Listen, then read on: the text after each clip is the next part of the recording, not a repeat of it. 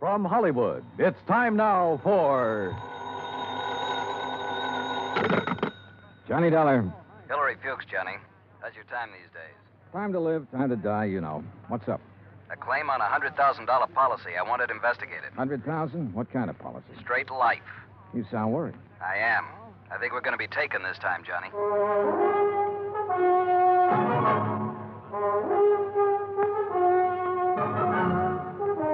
Bob Bailey in the exciting adventures of the man with the action-packed expense account. America's fabulous freelance insurance investigator. Yours truly, Johnny Dollar.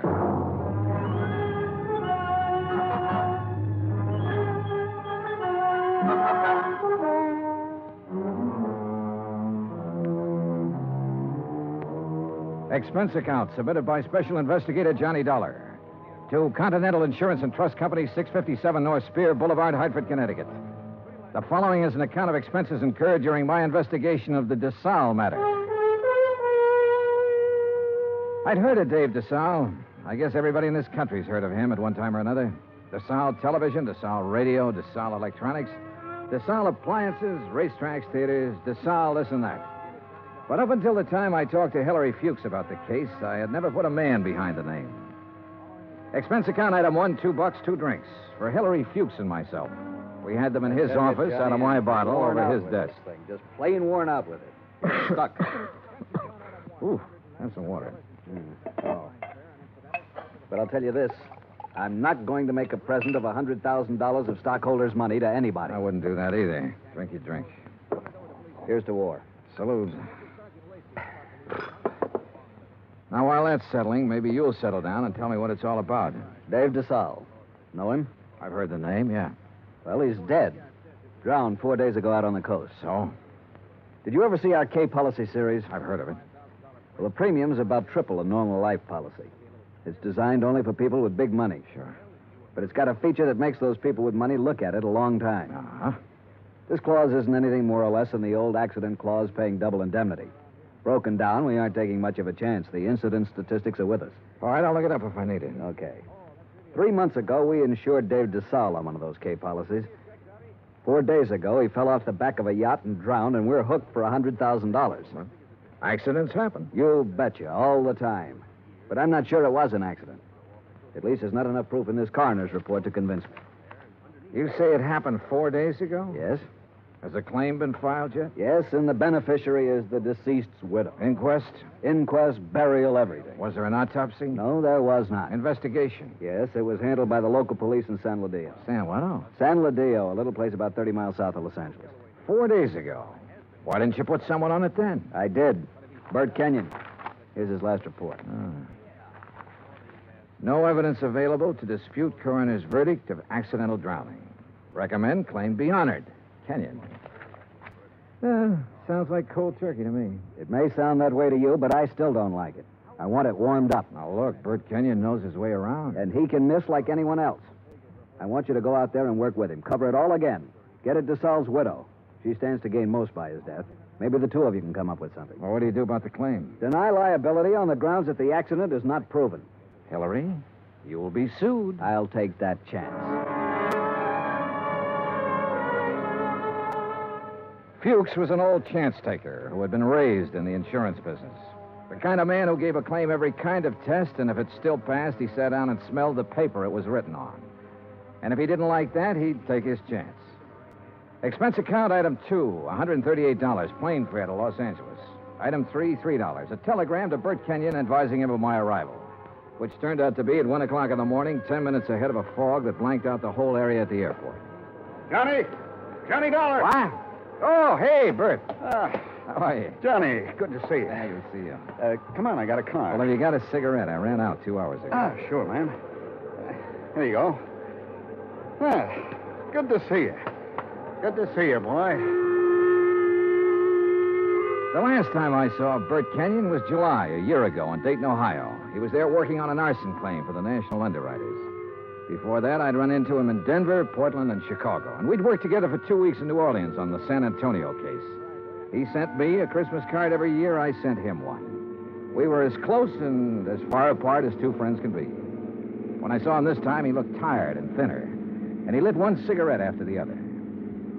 You'll like San Ladillo, Johnny. Yeah? How's the hotel? Oh, old Spanish job. Big rooms, fireplaces, smells kind of damp all the time. You get used to it. Are you tired? Yeah. Well, tell me about the claim, Bert. Nothing to tell. Routine so far. Oh, Fuchs was pretty worried about it. He doesn't like the coroner's report. Ah, you know, Fuchs, worry. That's what he gets paid for. Oh, that's what we get paid for, too. Okay. On the face of it, I'd question the claim right away. Just on the 3 months period alone, I'd question it. You still think it was an accident? I think we should pay up and shut up.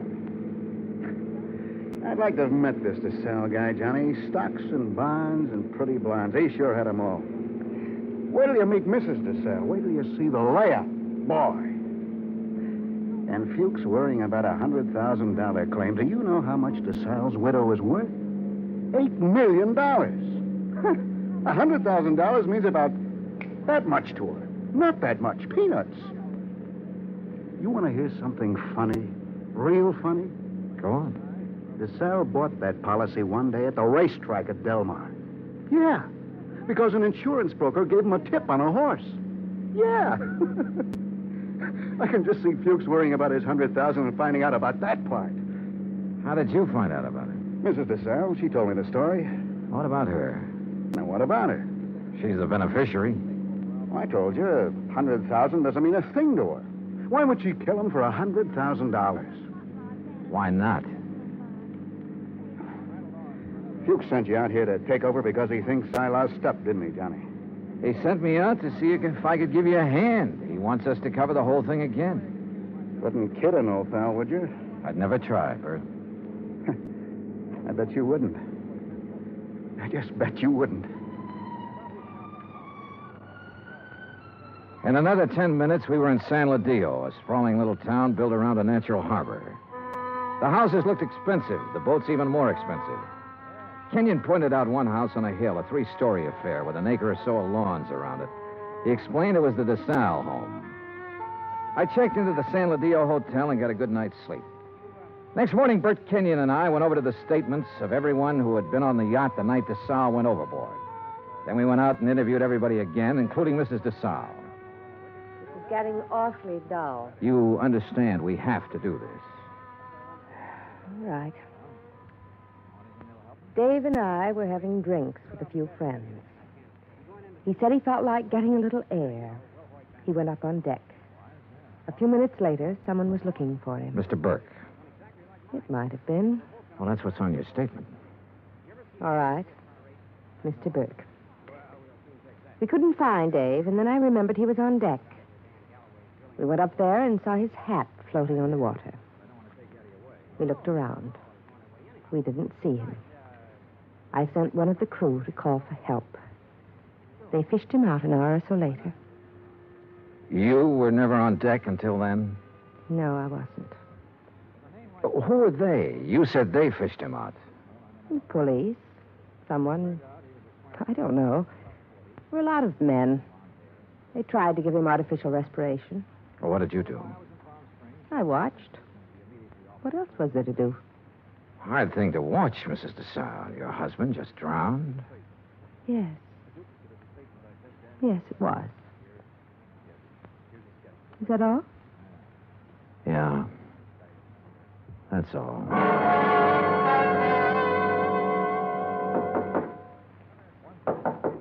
Come in. Hi. What's all this? Thought you'd be in bed. Just going over the reports again. Well, what do you think? Oh, I don't know. I'm trying to make up my mind, Bert. About Mrs. Desalles, the way she looks, the way she acts. I told you she was something. Yeah, sure. 50 men would sell their souls to be tied up with her one way or another. She had help, Bert. What? She had to have help to kill him. A dozen people swear she was below drinking martinis with him, so someone was up on deck waiting for Desalles. What have you got to go on? Desalles swam the English Channel 20 years ago. He should have been able to swim 20 feet to a gangplank. Drunk or sober, he should have been able to do that.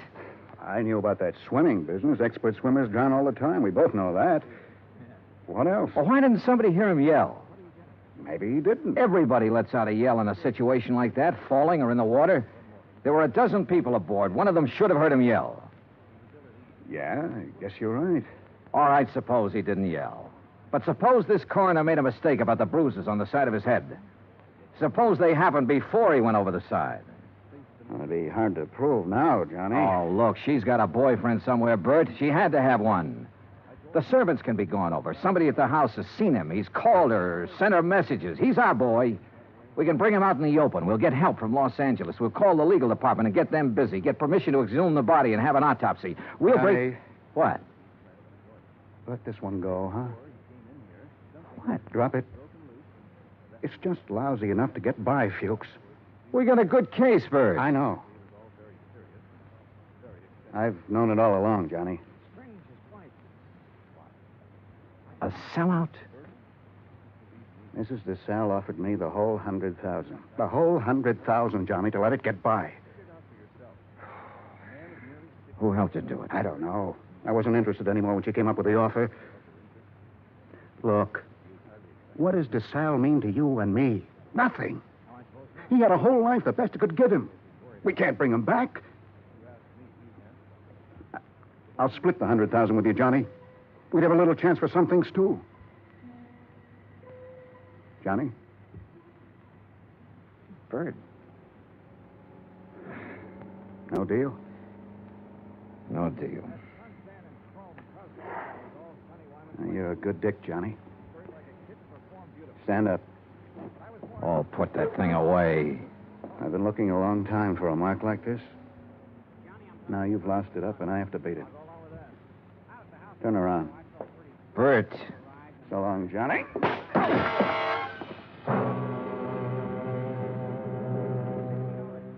I went down to my knees trying to hold onto the desk. I saw him stand there a minute, like he might want to help me. And then he was gone. I did everything I could to make my feet, but my legs wouldn't work. And then it was all over.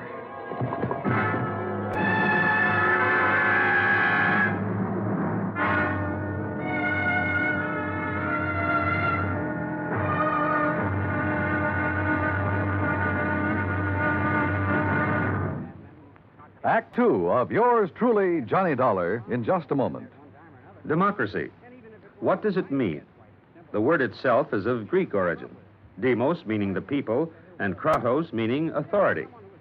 Thus, in a democracy, the people have the authority to rule themselves. But where does the authority come from? The authority comes from the people themselves. They put it in their Constitution, and the Constitution can't be changed by anyone except the people. That puts the supreme power of the government of a democratic country right in the hands of the people, and the people elect their representatives to run the government. In that manner, democracy gives everyone equal representation in the government. Democracy provides mankind with its greatest legacy of freedom. Now, Act two of yours truly, Johnny Dollar, and the Desalles matter.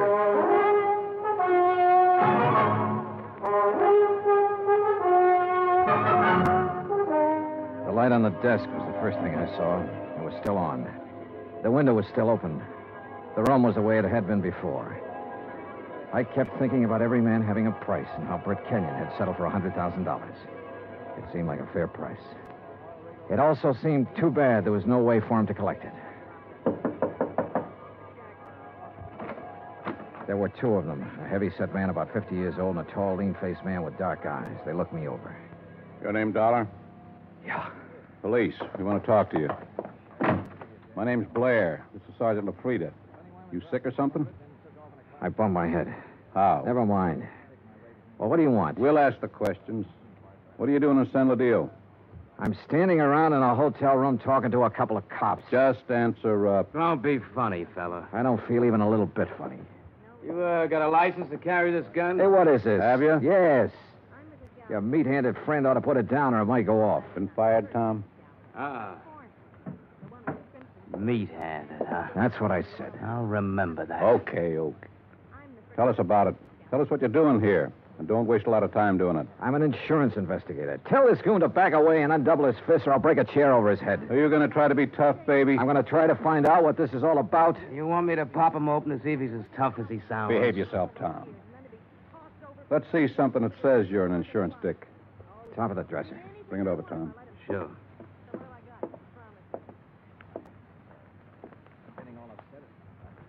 Yeah. Yeah. Okay. Now tell us what you're doing in town. The Desalles case. Now, you tell You me know what Bert Kenyon? I know him. I've been working with him. Well, he's been around town 4 or 5 days. We haven't seen you. I only got here this morning. You could prove all that, could you? Oh, sure. With a plane ticket, with a hotel clerk downstairs, with a bellhop who brought up my luggage, with a dozen people or more I've talked to today. And tonight? What about tonight? Right here. You could prove that, too? Try the clerk downstairs. Ask Kenyon. Where is Kenyon? I don't know. You ought to know. Why don't you sit down, Tom? Okay. Now, when did you see Kenyon last? A couple of hours ago.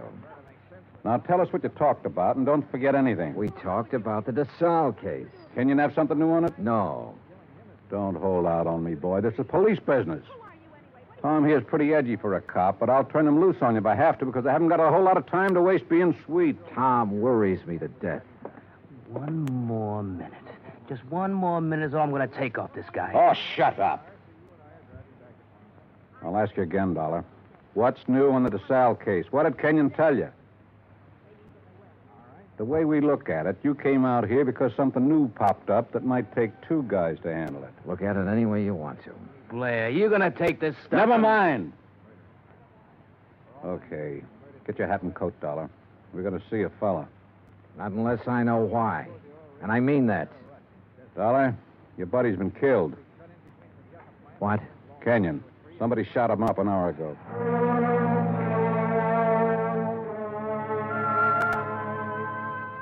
I put on my clothes and we went downstairs and climbed into a battered-looking police car. Tom LaFrida drove. I sat with Blair in the back seat. No one said anything. A half a mile out of San Ladillo, we turned onto the main highway and drove to a spot about 2 miles away, all-night filling station. There were a couple of highway patrol cars there, an ambulance, and men in dark suits who looked the way policemen always look. Wait here. Keep an eye on him, Tom. Sure. Be just a minute. He's a soft old gink. I suppose you're hard. I know how to handle pinballs like you. Before we're through, you and me, we'll have it out. Okay, Dollar. Get out. Yeah, sure. Tom, put the spotlight on him. Okay. Good. Now, Posey. Posey, take a good look at this man. You ever seen him before? No? Look good. Take your time, boy. No, man I saw was shorter by this much. He wasn't as husky. Okay. You go on back of your place there and get some sleep, boy. That all? There'll be more by morning. Go along now. Sure. Night. What was all that? Tom, get out. You stick Sure. around here with Dick and Wally. Okay. You're the boss. You get in the front, Dollar.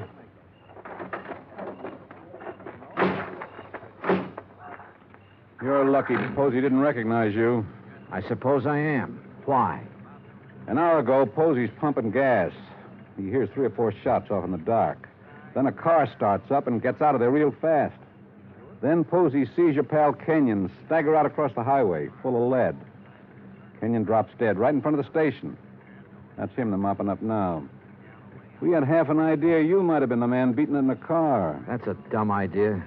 Yeah, he was shot close up, like it was somebody we were just standing talking to, an old friend. You're an old friend of his. Blair, you got it all wrong. Huh? We haven't been friends for 3 hours. His full name was George Blair. He'd been on the Los Angeles force 12 years. Then they retired him at half pay when a holdup man shot off part of his right foot. He'd taken the San Ladillo job because it was the only police force he could find that would take a man who limped more than a little. Expense account item 4, 20 cents coffee for Lieutenant Blair and myself. I don't know. Maybe we went at you the wrong way in that hotel room. That's my fault.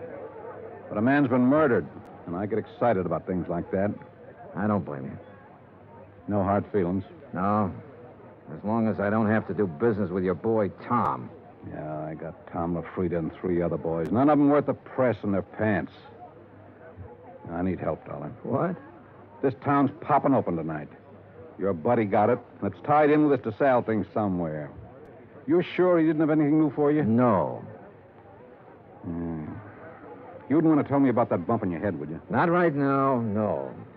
My boys are so green, they tromped all over the boat the night Desalles drowned. They loused up anything that might have helped me to find out how he went over the side. They banged his head against the dock a few times, bringing him in. I couldn't tell if the bruises were there before or after he was in the water. You don't think Desalles was accidental? I was murdered. She had somebody do it. Well, why didn't any of that come out in the coroner's report? My coroner runs a drugstore when he isn't being a coroner. If you feed him enough scotch, he'll tell you whether somebody's dead or not. He don't know from nothing. You know, the thing that kind of got me was this Kenyon. He went along with that coroner's report. I know that. You both know that. All right, I'll lay it on the line. I need help, Dollar. If I'm going to get anything done, find out who killed Kenyon, and get at this Desalles thing, I need help. All right, I'll help you. I was hoping you'd say that. More coffee? No.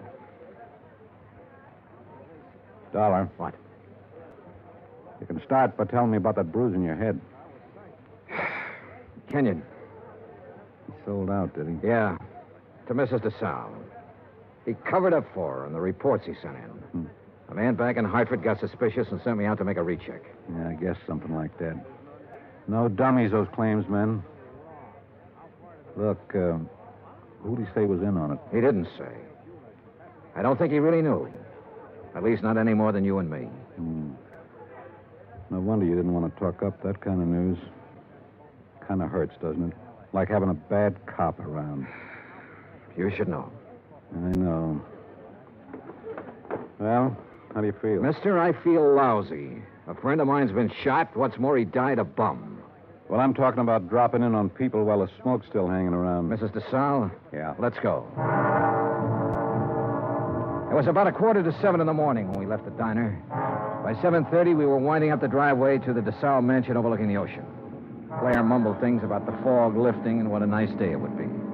I smoked cigarettes and looked and watched the contented smile he kept on his face. Well, what do you know? Tommy LaFrida's car. Well, what does that mean? Well, let's find out. Tom was off duty at 6 o'clock, as far as I know.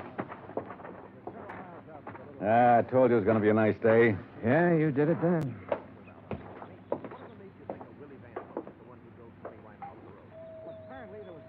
Nice place. The only thing nicer is Buckingham Palace. Mrs. Desalles picks up all these little knickknacks when they probate that will. The boat down there, everything. Nice.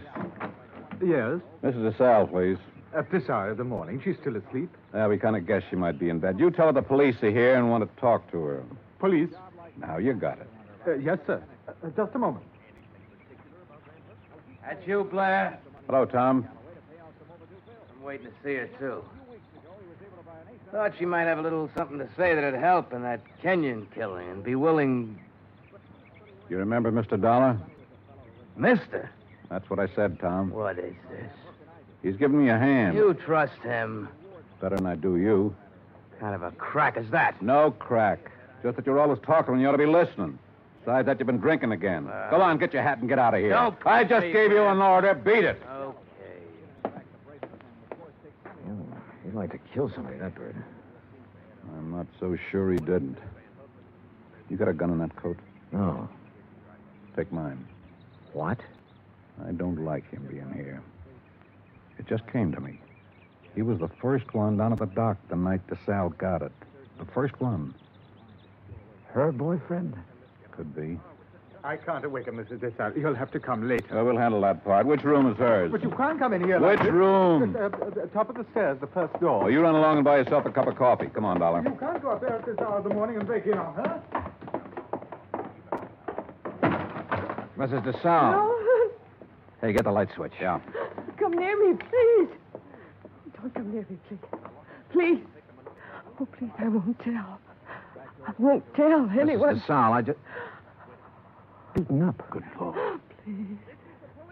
Oh, please don't. Look, Mrs. Desalles, we aren't going to hurt you. Tell us who did this to you. Tell us why. Tom LaFrida? Was it Tom? Tom helped you get rid of your husband, is that right? We know that's right. Now, what about Kenyon? Tom killed him. LaFrida killed him. Why? He wanted money to get away. Tom said it'd be easier to kill him off and let him go. Tom did this. Why?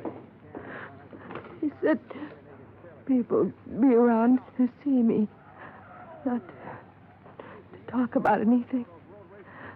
Not to talk about anything. This is George Blair. Get an ambulance over to the Desalles place, fast. He said he loved me.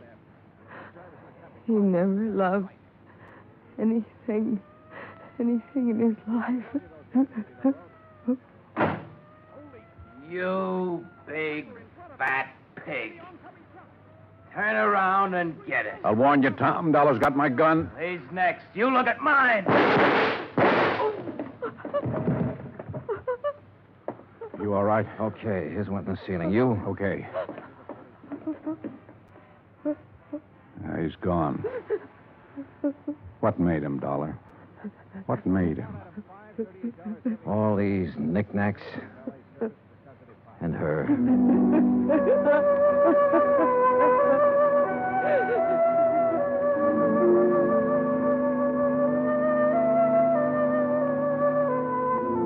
Expense account item 5, $25. One phone call to Hartford. I told Hilary Fuchs the whole story, and he promised to send out the necessary legal aid. Item 6, $10.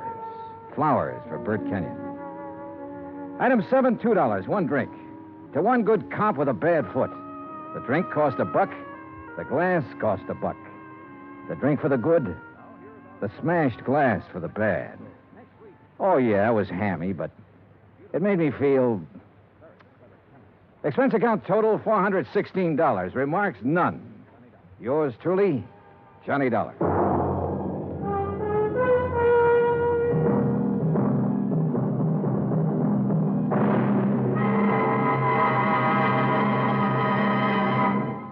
Now, here is our star to tell you about next week's story. Next week, one of the sweetest old characters I ever met. And with him, one of the cleverest killers. Join us, won't you? Yours truly, Johnny Dollar.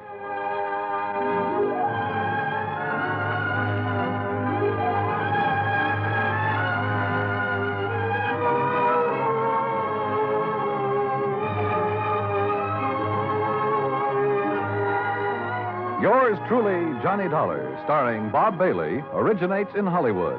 It is written by John Dawson and is produced and directed by Jack Johnstone. Heard in our cast were Virginia Gregg, Harry Bartell, John Stevenson, Will Wright, James McCallion, and Ben Wright. Musical supervision is by Amerigo Marino. Be sure to join us next week, same time and station, for another exciting story of yours truly, Johnny Dollar. Dan Cubberly speaking. Johnny Dollar has come to you through the worldwide facilities of the United States Armed Forces Radio and Television Service.